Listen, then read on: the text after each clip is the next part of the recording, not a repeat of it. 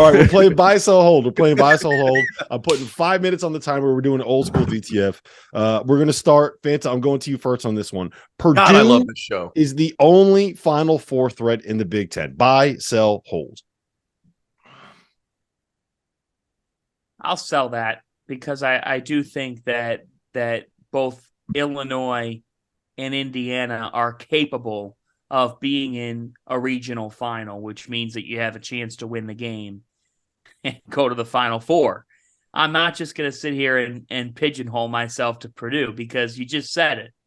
There's 25 teams, the top 25 teams in KenPom, that there's a reasonable case for each one of them to have to make that deep tournament run.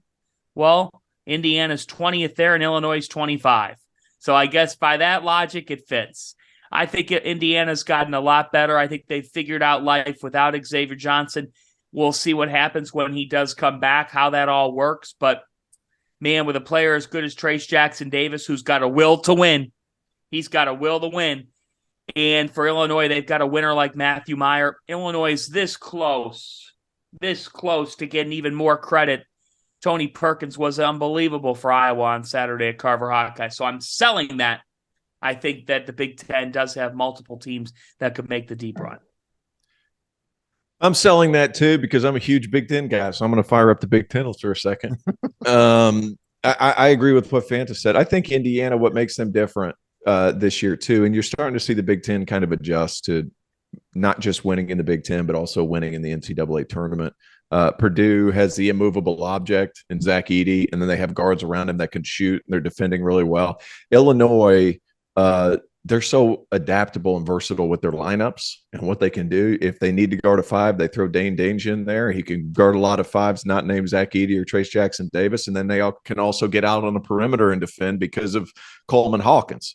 So, like, you could throw a lot of different lineups out. You're very versatile in how you can defend. I like Illinois for that reason. Indiana, though, I'm telling you, because Trace Jackson Davis can get out and guard a little bit on the perimeter because of some of those things, and he can still dominate on the inside. If there's perimeter shooting on a given night for that Indiana team, they're a tough out for anybody, as was evidenced when they just beat Purdue. I mean, it's like they're a very, very good basketball team. They have several teams that can make it to the Final Four, and because they're starting to adjust their style of play just a little bit, I feel like there are some teams this year that are capable of making runs. Yeah, I would throw Illinois in that mix, especially with the emergence of Jaden Epps. I think he's been really good over the course of like the last 2 weeks or so.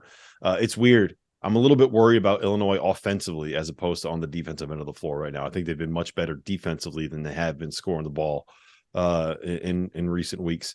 Indiana, obviously, to me, it's a little bit contingent on Xavier Johnson coming back because Jalen Hood-Schifino, when he's good, he's really, really, really good.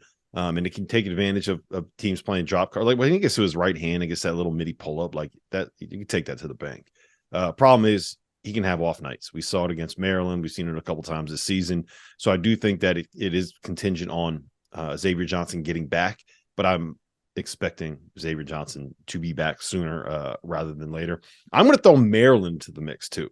Ooh, I like spicy. I think Willard's kind of figured this group out a little bit. I think that they have the same kind of build as Illinois, where they're versatile. They can guard you different ways. And they have a bunch of guys that can get you a bucket. Jameer Young's been good. I love Dante Scott. Maybe I just got my Terps blinders on. Last one I'm going to give to you. Good player. Last one I'm going to give to you guys. Fanta, you saw him on Saturday. T.O., I know you love these dudes because of the way they defend. You're a defense guy first and foremost, through and through. But Rutgers, why not Rutgers? Come on, they lock you up. Cliff Amore is a monster inside. Paul Mulcahy does the job. Like they know what they are and they know how to win. And they got to be able to score. Yes, that's my issue with Rutgers. Yes, but it's kind of like Tennessee, man. Like the one difference I would say is that I'm a little bit more confident in Paul Mulcahy being able to create shots than I am in Tennessee being able to find ways to create shots in crunch time. But maybe I'm just biased because I live in Jersey. Anything to add? We got 30 seconds on the clock, guys. I got nothing there. When did your timer start? At the 5-minute mark. All right. We'll keep it moving. We'll go to the next one. We're done early. Look at this. We're finishing early, kind of like John Fanta. Woo! God, singers for days. Let's go. All right.